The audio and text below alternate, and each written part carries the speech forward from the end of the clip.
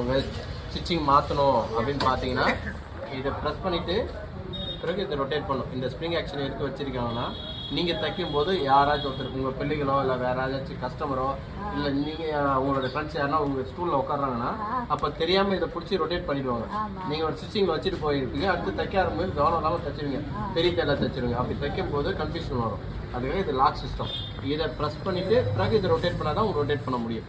நீங்கள் கை எடுத்துட்டீங்கன்னா இதை நீங்கள் என்ன நினச்சாலும் ரொட்டேட் பண்ண முடியாது. ஸ்ப்ரிங் லாக்கில் இருக்கும். வாங்க.